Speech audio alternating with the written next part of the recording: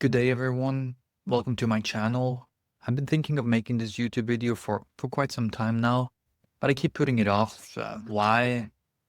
Honestly, it's because there's a lot of good financial advisors, so YouTube channels, etc. There's the internet, you have Reddit, you have Twitter, and I was wondering a lot, how do I fit into the YouTube's finance space?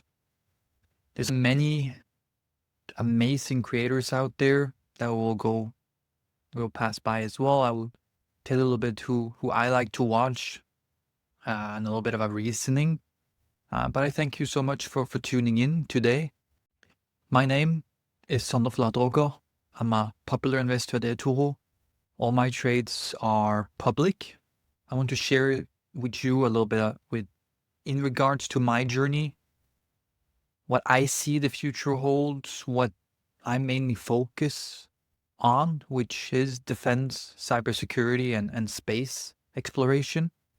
One of the topics I think will be spoken a lot about in 2025. So thank you so much for joining, and I think we will go straight into it. I will bring you a little bit into what we will go through today. I will have a small introduction.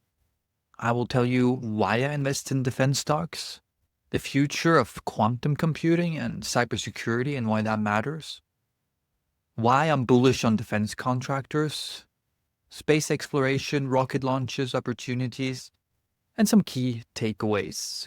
So let's go. My journey in the YouTube finance space. I mentioned before, there's a lot of amazing creators out there. You have Joseph Carlson, you have In the Money, you have the Stock Guy on Twitch, FX Evolution for technical analysis. It's in the Bagel. There's so many. There's a lot of good creators on Twitter that tweet out a lot of good tweets, have spaces. So you kind of have to go around and check a little bit what fits for you, who you can connect with, strategies that you might find interesting, why they do so, to create your own profile, because we're all on our own little journey. My journey started in 2019, 2020, when I started just to invest in funds. I saw the funds were doing great. Then I started to look a little bit closer, like what are they invested in? Why so many percentage of, for example, Nvidia? Why Microsoft? Why is this doing so well? And then COVID hit, and I started to get more interested. Suddenly everything fell. There was chaos.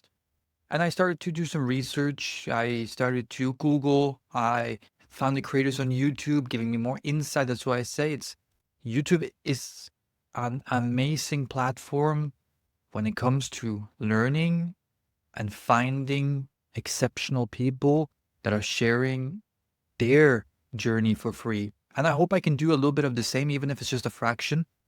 I will, if you guys want in the future, I can always go more in depth on each company or a section of the companies and why I think and why I invest in those and not another. But today I just want to go over more my main strategy, why I'm so into defense, where I see the world today, and what I've learned of history. So let's start. My vision for this channel, I will tell you a little bit who I am. So my name is Sondre Fladroger. I'm Norwegian. I've resided in Switzerland for the last 5 years, both for work, but also for tax benefits. Why I decided to share my own journey, I went into that a little bit earlier, but it's mostly to also encourage other people to take a hold of their finances. You won't really become rich, as some you might think from Twitter and stuff, but you can grow your money. You can have a little bit of a better pension than you would have. And I always encourage people around me, my wife, friends, etc., family, to start investing. Do $50, do $25, do $100. Buy VOO or VOOG or SPY. Just buy something and just buy every month. I always say it's like the gym. You have to go every single day, or not every single day, but you have to continue putting one foot in front of the other. You do not give up. If you can't lift that weight, you go back the next day and the next day and the next day, and you continue. And that's finances too. If you start, $50 is amazing. It's something. It's more than 25, right? So it's good. Continue it. Do $50 to $100. When you can do a little bit more, to 125. When you do a little bit less, to a 25. But just continue buying. That's the main thing, because in time it will grow. And with inflation eating away from the dollar or the currency you reside in, it's good to have these assets. Nobody tells you that. They also bring a lot of fear into it. You have to be willing to lose the money. Yes and no. You don't lose the money until you sell. But if you do good investments, you buy ETFs, basic ETFs, you buy basic companies, Google, Apple, Microsoft. In my opinion, those won't go away. They won't just disappear tomorrow. If you buy a meme stock, you buy AMC, you buy GME, it will go up and down. It might not last. But if you buy good companies, that's why I say go and check the other finance YouTubers that go more in depth in like real good quality companies. That's where the money is. And if not, do the simplest thing. Buy VOO, the Vanguard SPY 500. It has a low rate that it takes yearly. It's a 0.03%. Just keep piling in your money there. Don't think about it. Reinvest the dividends and continue. Don't look at it. If the market goes down, if the market crashes, perfect. You buy more, right? You buy more. You're not, I'm going to sell. You buy more. That's the main thing. And if you're young, which you probably are, it's good. I want a crash. I hope there will be a future crash. Because it will give me an opportunity to buy a lot of good quality stocks and cheaper price, which I will benefit further down my line, you see? So that's the psychology. They want you to be scared. They want you to be afraid of losing your money, but you have to step away from it. Don't be scared. Like if you're struggling with anxiety, then go outside, take a walk, go to the gym, read a book, watch a YouTube video, download a game, do something else while this is happening, because it's just noise. And you can see this from time to time again. You see it in 2008, right? Oh, it's humongous. Oh, wow, everything is crashing, everything is going down. Because if everything crashes, like total financial destruction, your money won't be worth anything anyway. So you have really nothing to lose, right? So that's why I'm telling you, slow, steady, build it up. That's why I want to be here. I want to be here for you. I want to show another side of what it can be, how you can go about. I want to hold your hand. You hold mine. We're in it together. We're doing it together.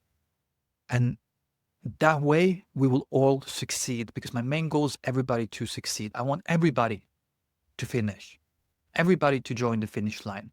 Not just me. I will be there. I'll be waiting for you, and we'll do it together, right? That's important for me. That's why I'm here. And I hope my strategy won't be your strategy, but maybe it will put you in a direction where you can actually be like, interesting. This is how he thinks. Let me think, what do I like? Is it gaming, for example? Maybe gaming stocks for you. It doesn't need to be, I'm saying, overall ETFs are the best ones. But if you really want to deep dive into something, find out what you really like. What do you do? You like retailers? Do you like gaming? Do you like defense? Do you like AI? Do you like quantum computing? Read up on it. Understand it, because you will have that little extra spice from seeing this. I know. I know what this is worth. I can really see something happening here in the future. Maybe not now, because people won't see your vision right away. It has to unfold. So that's why I want to share my journey. So thank you again for being here. Just start somewhere. Just start somewhere. Start $20. Just create the profile. I did the gym too. When I try to motivate my friends to go to the gym, I'm always, hey, just get the subscription. Go there. Go inside. Go on the treadmill for 50 minutes and leave. Don't care. Just do it. You have to start somewhere. And the same with investments. You just got to start. The hardest part is starting, right? when you invest in for many years, you're like, oh, no, no, no. It's the same with the gym. Why are you afraid of the gym? Nobody cares what you lift. But people are still, you're still scared. Like, okay, what's happening? I don't know. That's why I'm here. I'm holding your hand. Just start. Register with whatever broker you want. I'm on Etool. I like Etool. I like the UI. I like how it looks. I like the stocks that they have, the ETFs that I have. But I also have DeGiro, where I have some other long terms. I have some market funds through my UBS account. I have some other market funds towards my Norwegian bank. So what I'm trying to tell you is that if you can't stop looking at it all the time, put it different places. Put it one place and never look at it. But do recurrent buys, right? And don't look at it. That's the best way to go about. I also want to talk a little bit about transparency, about my wins, losses, dealing with investment anxiety. I don't think I will go into it too deep today, but it's something I would like to make a video about because it affects us all, everybody. Everybody's affected. Even if you are a top investor in Wall Street, if you're sitting at home on your phone, whatever it might be, anxiety is there. It's a human response. So dealing with that, I think, can be also a focus on one of my videos. If you guys want to see it, of course, I want to share and focus on my Etool public account. You all can go in and see. You can see what I buy. You can see my performance. You will see my performance there started in 2022. But that's when I just created the account on Etool. I was checking a little bit around. What did they have? I bought some Bitcoin to understand a little bit how does this broker operate. So you don't really need to, if you look at the stats are not good because I just had some Bitcoin there, some crypto. So you can kind of oversee that, like see past it, I mean. But then you have 2023, which again was more when I started, when everything was going down. I started buying, I started to average down. I was like, these are good companies. I want to buy this. I want to see this. I want to see that. And over time, this has built up my portfolio. I have molded, I have shaped what my portfolio is. I'm adaptable, and what I see can be the future. If something's changed, I'm quite pragmatic. So if something changes, I'm quick to also change my mind. One of the earlier things I can say, just the past week, Lockheed Martin had awful earnings.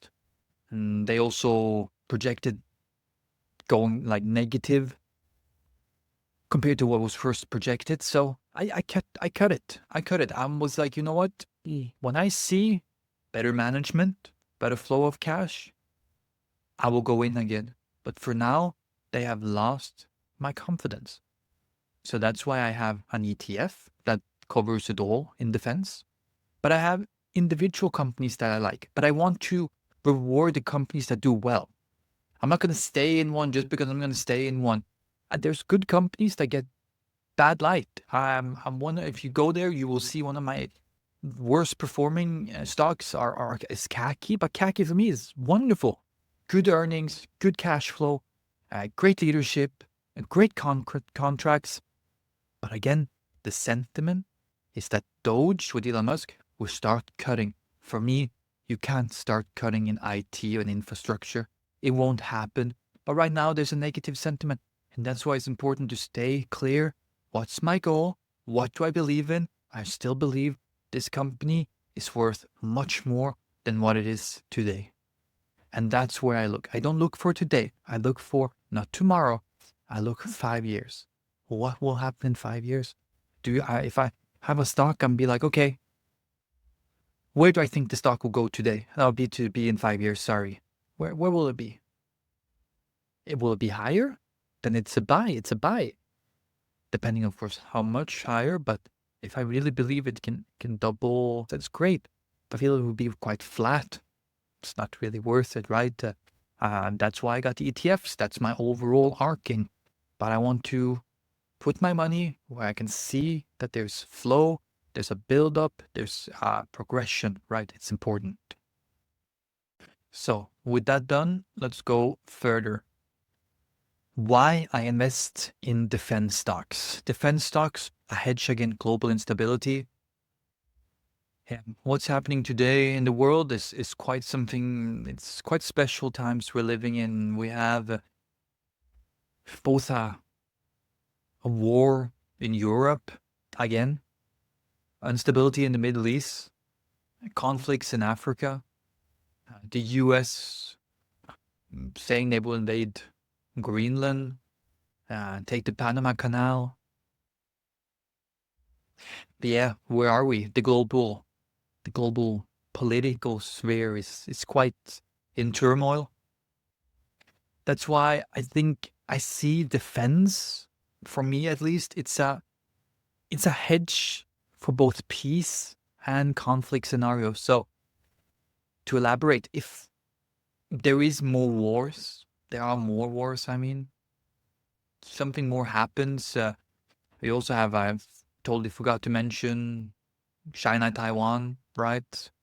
North Korea, South Korea, North Korea being in Russia too. There's so much. But what I see defense as is a hedge for both peace and conflict. So if there's conflicts like now, the portfolio is doing well. If there's peace, great. There's nothing better than peace. Even if my portfolio do worse, it's great. But with all these conflicts, even if it would calm down, the ramp up in spending because of the, can I say, the irritation around the world, it will have a positive impact for the defense companies because everybody wants to be protected. Everybody needs their own protection. As we see now, Europe is also creating their own defense agency, their own armies, because we see that, me as Norwegian, the US can't be trusted anymore. But I still believe in the Western values. I believe that democracy, freedom, voting rights is worth fighting for. I believe these global tensions in some years, maybe 5 to 10 years, hopefully will calm down, but I don't think so. And why is because if you read a lot of the conscripts from military educational centers, etc., it seems like China will invade Taiwan in 2027, either April or October because of the sea. But if they're smart, as I always think, they're quite smart. They're going to plan this. It's going to be October 2028 because that's when the US is going to have their own election again. It's going to be turmoil. Trump is still going to be in house, but who's going to take over from him? We don't know yet. It's still 4 years in the future. So this is why. This is why I think it's important for us to realize what's happening and do our best to be ready for this, because when that happens, even if there is a standstill between Ukraine and Russia, I think everything will blossom up again, if you might say it like that. There will be a World War III, and it's a shame because I thought always growing up that we learned from World War II and this won't happen again, and we're in a perfect time and we have NATO, but this is the human experience. We seem to never learn. The people that had learned, they're passing away or have passed away. So with the new alliances of evil, you have North Korea, Russia, China, Iran, etc. If they start coming more and more together, getting pushed more and more together, the Western countries like Europe, US, etc., gets more pulled away. We need to make sure that we do our best to stand up for that, and that the right amount of money comes into the defense companies that we do have in Europe. Defense spending, there's also a projected rise to 5% of GDP for all NATO nations. NATO chief Rutte says we are really in a crisis mode here. So all of these things that I now see, I try to take into account. What is being said by the world leaders? How is it going? Who is pushing? Who's producing? Why are we producing? Which are the countries that are most experienced when it comes to defense companies, right? You have Rheinmetall in Germany, you have SAP in Sweden, you have Kongsberg Gruppen in Norway, you have Leonardo in Italy, you have Safran and Thale in France, you have BEA system in UK. So we're still good. We still have a good base in Europe. So I would like to see more spending on European companies because Raytheon, Lockheed Martin, General Dynamics, they all have the majority of the market share in Europe. I want to also take the time to share a little bit that was just published by Financial Times. Here, as they say, China builds huge wartime military command centered in Beijing, complex to be bigger than Pentagon, including bomb-proof bunkers for leaders. And even, I believe there's a bunker for President Xi Jinping as well. And this is the capability to attack Taiwan. They're really doing this. You will see more buildup. They're doing more, how can I say, maritime practices. They're now doing a little bit of sabotage when it comes to the subnet of information, when it comes to the underseas cables, right? They're driving a lot, doing that Russia style, what they do in the Baltics. And we will see more and more of this, I believe. More and more buildup, 4.1 kilometers across, huge. And this will be used. This we know. This one former senior U.S. intelligence officer said that while the PLA current headquarters in central Beijing was fairly new, it was not designed to be a secure combat command center. And this is what it will be. So I would like you guys to read up, check again, go online, go and check for different lessons on YouTube, people that talk about this subject, people that know about it. And be ready that this will happen. Even in his Xi Jinping's New Year's speech, he did talk about taking Taiwan. I think that it's good that we take him for his word, like we should have done with Vladimir Putin when he said that he wanted to bring back the Soviet Union. So, again, I think we should start listening to what will happen instead of being like, no, they won't, because cultures are extremely different. The Chinese culture is completely different than to the Western Europe culture. How we think, how Russia thinks is completely different, you know? For us, we value humans. We don't see humans as a commodity. But you know, in different countries like this, the culture is really, humans are expendable. That's why you see Russia being able to throw people after people after people into the front lines and not bat an eye. But for us, that's inhumane. Our biggest fear is the human life. We worship, kind of, the human life. So for us, we need to also invest in companies that is driving the connection. So connecting humans and, for example, robots or machinery to do the job, because we don't want the people on the front line. I don't think we're able to do what the Ukrainians are doing, where you can see your comrades, your brothers, your people being bombed, bombs being dropped by drones, hunted by drones, burned. Like, I don't think we can really stomach that compared to the Russians, because they don't really value the life. And the same with China. There's so many, and I think the oligarchs there, they don't really care for the life. And that's what we have to remember, and that's why we have to invest carefully when it comes to defense. And then to the next subject, the future of quantum computing and cybersecurity. Why cybersecurity is critical for the future. So we have increased threats growing, both from AI, but also quantum computing advances. There's discussions, as we know, to where quantum computing is. So is it 5 years away, 3 months away, 30 years away? I won't get into that now. I'm not invested highly in quantum computing. I have Google. which I believe will still be a big player. You have smaller, good companies there too. So you can look into that. Maybe that's your field, is quantum computing. But I like to look at cybersecurity because we've seen an uptick of cybersecurity breaches. And one of the ones there is that was a high-profile hack into the U.S. Treasuries, leaked emails, corporate information, and just an increase of these cyber attacks throughout, right? So I see there's more money flowing into different companies. I, again, have focused on the ETF, CIBR, CIBR. I believe it covers a lot of good companies. I like the exposure.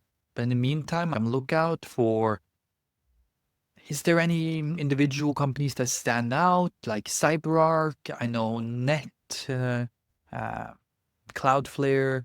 There's a lot of good companies, but I like the overarching when it comes to cyber, the ETF, because as I say, their weight is pretty good. But I will still keep my eyes out if there's any other companies that stand out, good valuation. I will buy it. I will hold it. I will keep it. It's importance of the robust cybersecurity in both government and also private sector. That's why I say that the increase we will see in the future and just now for both private companies, governments, etc., it will continue. The spending will just go up because the breaches will be more and more advanced. So the solutions need to be more and more advanced. It might be a little bit of a repeat, but this is why I'm bullish on defense contractors and opportunities in defense contractor space. Key investments I have is CACI. As I told you, it's not going too well, but it's something I will continue, our company I will continue to average down on. My entry was quite good, I felt, after they had a good earnings, but they started falling because of Doge, because of Elon Musk, slashing here. But I'm like, it's a great company. They just got a $1 billion worth of contracts from the government again. So averaging down, taking the time, okay, it falls. It went up again because of earnings. It went to like 475. I was like, okay, doing good. Sold off after earnings again. That's how it is. That's why I tell you, if you don't want to babysit your positions, if you're too nervous, buy an ETF. Don't go for individuals because you have to sit there, have to understand, and have to deal with that every day. And my second there, Palantir, I have sold some of my Palantir because the valuation is extreme. I love the company. I love everything they do, but sometimes the valuation is just extreme, you know. So I'm waiting for February the 3rd. So the coming Monday for me now. I don't know when this video will be out, but I hope that the earnings will be good. But I believe there will always be a sell-off, or at least I hope. I'm hoping that there will be a sell-off, and I'm ready to buy that sell-off up again and make it a bigger part of my portfolio again for long term. If not, I have the ETA. It's a defense ETF, which I can really recommend. Either that or defense. You have NATO, NATO as well. That's also a ETF. Unfortunately, these are not on tool, so I had to go for ITA. So find the one that fits if you want to go for defense, find one that fits your balance, what you like, what you don't like. I like NATO, NATO, but that one I have in DGO and I don't have it in tool, but I'm focusing mainly here, but I still want to inform you. Then you have Kratos Defense, really good. Drones, they're more in a, so say when you have those legacy companies, Raytheon, General Dynamics, Lockheed Martin, Kratos Defense has been there for a long time, but then right now they're getting contracts for hypersonic missiles, drone technology, etc. So I think they have a potential to grow a lot. So that's why I have a position in them. AeroVironment, AVAV. I've also been with them since $98. I've sold them at 140. I bought in 120 again. I sold them at 200. I bought in again at 167, and now I'm going to stay for the long term. I'm grown to like the leadership, the management, their earnings. I can still see that they're, because one of the reasons why I've sold them before was because I didn't feel they were learning from the Ukraine war when it comes to electronic warfare. I felt there was a disconnect between them. You could read that the Ukrainians weren't really happy with it because they would just be jammed really easily. But I've seen some videos now of them coming back strongly, not being targeted from with the electronic warfare working, and I hope they will continue this growth into new technology. Raytheon, you need Raytheon like missiles. They're number one. And then Rheinmetall, it's purely because I love the Leopard tanks. They're an amazing tank. I love the ammunition that Rheinmetall makes. I like the artillery that Rheinmetall makes as well. They're the number one when it comes to artillery in production in Spain. I even saw there was a fire today in Spain, and there seemed to be a small explosion. I hope everybody's well, but it shows again, was this internal? Did something go wrong? Or was it Russian meddling into something to hinder the production of artillery shells for Ukraine? So, as I say, we have to be careful here. Like, we have to see there's a lot of things happening. Then you have the long-term strategy that I have. I try to get good entries for long-term vision. I try to see how their earnings are. As I said, I held Lockheed Martin because it's a still a good company. Everything they do is I feel they've just become too big and they're losing too much money and having too much issues when it comes to the F-35s and the upgrades and just the whole supply chain of this is just too much. It's too much for me to also have a full grasp on. So that's why I say ITA has Lockheed Martin. Great, I'm still in there, but I don't want to dedicate my portfolio for that, right? And then sometimes what I see something is worth might not be what the Wall Street sees worth. So I always say dollar cost averaging, things goes up, things goes down. I dollar cost average down, I dollar cost, like there's no point in my main projection, if that is 2028 to 2030, like what is if something is $60 today and $70 tomorrow, but then $40, like who cares? It's just the amount as long as I see that maybe it will be over 100 by 2030. You see what I mean? But that's just an accumulation phase for me. So it's important to not be like, oh, okay, oh, minus 20, oh, this is totally everything always goes up. No, things go up and things go down. I have some companies too that are up 200%, but I still want to buy more, but I'm not convinced that they actually have the longer vision. But if the valuation comes a little bit more down, I see more contracts comes in, I will dollar cost average up. It's that simple. Sorry. And then modernization. We're replacing a lot of the equipment sent to Ukraine, all the German, Norwegian, Danish, Finnish, all this equipment needs to be replaced. And US too, everything that's sent will be replaced by new ones. So I'm looking for contracts. Who is getting what? What are we replacing? New technology, as I said, AVAV, Katos, they're great in new technology. Palantir too, I know, but I don't want to say too much because everybody is like Palantir, Palantir, Palantir. But it's a great company. I don't think I need to go more in depth in them. Like everybody knows them, but there's other smaller companies in here that are coming out, and I'm still looking at some. I won't say which companies yet because I haven't started a position, but there's good companies coming, and I hope Anduril, for example, that is private, will come public. I really love it again, the management, the leaders. So let's see. There's a modernization of defense infrastructure. The whole US have old infrastructure from the 80s, from the 70s. It's insane. This needs to be redone. Who is the contract going to go to? It's probably CACI or Eldos. Both of them I own. Both of them I really like. Both of them get a bad rap because of Doge. But hey, that's me. I keep my vision. I keep going forward, like 1 foot at a time. As I say, it's like the gym. To continue, even if you don't see progression right away, you continue every day, one step, one step, one step. And then you have logistics, IT, missiles, etc. All of these goes in defense. You know, you need logistics in the sense of not just taking missiles or artillery shells or tanks from one place to another, but also the infrastructure, bases, software, tracking, procurement, etc. CACI is one of those. And again, there too, cybersecurity is a big one. Now to NATO. NATO spending boosts. It's opportunities across the US and European markets, 100%. And then you have China, Taiwan. I already talked in depth a little bit about it.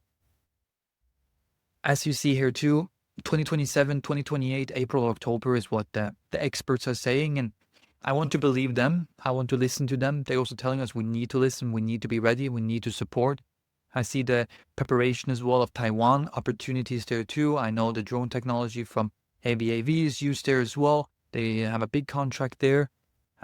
So I have hope, of course, for the future, but I think we will have some ups and some downs when it comes to the stability and the peace that we have will or have in the future. So next slide, a fun slide as well. Space exploration and rocket launch opportunities, the future of space exploration. So with the new administration in the US, there will be deregulation, regulatory improvements, making rocket launches easier. We know that with Elon Musk and his SpaceX, he wants to do more work. He wants to shoot more rockets. There's been a lot of stops there because of regulatory restraints, I will say, when it comes to nature and wildlife, which I respect. Like I also respect those entities, but I also see there's a lot of opportunities now in the coming years where it might go, where we might see this go. And one of my key holdings there, which are doing quite well, is Rocket Labs, Redwire, which has done phenomenal. I wish I bought more, but it was a small entry after I saw they got a DARPA contract back in May. And I was like, wow, okay, DARPA is getting involved in different satellites. I might want to look into this more. Intuitive Machines, so Lunar as well. They're doing a lot of machines to NASA for the lunar mission, etc. And you have Gilead Satellites, which is an Israeli company, and I could see them getting contracts on contracts on contracts on contracts, but their price were just still staying flat or going down. But I got contracts on contracts from the US government. And one thing with the US government is that they often overpay. So I got more and more interested in them, and I see now it's been a great buy. And if it comes a little bit more down again, I think I will add to that position and average up because it seems to be a really great company. Then you have the contracts here. Rocket Lab signed multi-launch contract with Neutron, and we saw one of last week or something like that. Great. I still believe that Rocket Labs is also working with Amazon. And that is a conspiracy in that sense. I believe they will want to set out their own satellites, similar to what SpaceX and Starlink have done. Because, hey, Jeff Bezos, he's still a part of everything, and he doesn't like somebody taking the whole market share. So I think we will see something there. It will be interesting. Maybe not. Maybe we'll see. It's a vision. If not, hey, it's still a good company, Rocket Labs. I'm still going to continue. But if they get this contract, it's going to be huge. And then just a general surge in satellite launches for defense and commercial. So I think we'll continue to see a good way forward when it comes to space companies. So now, key takeaways. Summary of my investments and my strategy. Again, I call it a portfolio that hedges against war. To summarize, we have defense spending and long-term strategy, NATO budgets increasing, European Defense Agency is being formed as we speak. Taiwan is preparing. The Indo-Pacific theory is heating up. So now we try to get good valuation, and then we see how it all plays out. That's all we can do. We're not the ones that are controlling the market. That's the market makers. That's the big league. That's the big companies, the big hedge funds. But I believe they will come when the time is right. But we just have to be a little bit earlier so we get good entries. And the best scenario, there's no war. We all live in peace. It all goes well. These companies pay good dividends. We continue with that. We always change our strategy. But right now, I think we have some gloom in front of us before we can get to better times. I think what we've lived for the last, at least me, lived for the last 20 years. We've seen wars come and go still, terrorists come and go, but we still had general peace and stability in Europe. But that has changed, unfortunately. So, enough with that. Space exploration is the future. Satellite launches, lunar mission, national security initiatives are key growth drivers. Cybersecurity is critical. Quantum computing, AI, and just the general drive for robust solutions, right? I want to thank you all if you stuck if you stuck with me this long. I'm quite honored, to be honest. I wish I could give you even more information, but I wanted to still keep it within a set amount of minutes because I can go on rambling about how you should go and put $20 on Voo, $10 on Voo, $5, just something to start your journey. My main thing here is to just inspire you to start your journey. Don't have to listen to me. Don't have to listen to anybody. Stay vigilant. Stay on it. Continue just continue like you would if you went to the gym. Eating right, working out right, reading, listening, taking in information. Find your thing. If not, turn off the noise. Take a walk. Don't think about it. There's one thing, just don't think about it. Buy it and forget it. Have a recurrent buy on the same asset. As I say, I would always recommend VOO, VOO, the Vanguard 500 SPY. You're covering everything. Instead of going in here, I'm looking for my LeBron James say basketball. I'm not a huge basketball fan in that sense, but at least I know some names. But instead of picking like your Michael Jordan, your LeBron, for your team, like who's going to be good, who's not, who's the coming up star, who's not, just buy the all-star. Just buy like the all-star. And if they don't perform, they're out. That's the SPY 500. If they don't perform, they're out. If they perform well, they're in. Think about it like that. Don't overcomplicate it. And finances or investing seems scary, dangerous, but done in that matter, it's not. And you have to think. You have to think like this. What can you do today for that your future self will thank you? For me, it's investing. For me, it's the gym. For me, it's eating right, doing my supplements, taking care of myself. Because in 30 years, if I do none of these, I will suffer the consequences. I will not become ultra rich by investing in Vanguard, but I will be wealthy. I will be able to retire when I'm in the old age. I'll be able to protect myself in the sense that I have a place to live. I can have a place. I can feed myself. Because the day you retire, it's almost like a company. Your profit starts coming in zero. You only use, you never earn. Your pension will go down every year. So it's important that you now take action. That's where I believe if you take action today, sign up wherever you want. I can put an Airtour link in my description. Click on that, sign up, buy VOO. Do a recurrent there. Put on every month. Just pull from your bank account. Don't look at it. Let it go. So from there, thank you so much again for tuning in. I like if you want to, subscribe. I will continue to try and pump out some videos, maybe a little bit more in-depth in some companies and some not.